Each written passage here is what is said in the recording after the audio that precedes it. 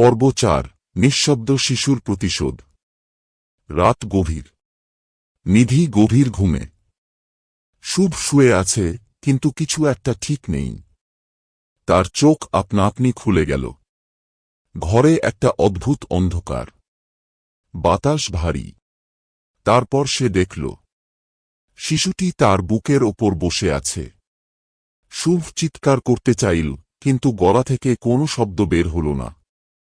শিশুটির কালো চোখ দুটো শুভর চোখের দিকে স্থিরভাবে তাকিয়েছিল। তার ঠোঁট ফাঁক হল, কিন্তু কোনো শব্দ বের হল না। কিন্তু হঠাৎ একটা চাপ অনুভব করল শুভ। তার নিঃশ্বাস বন্ধ হয়ে আসছে।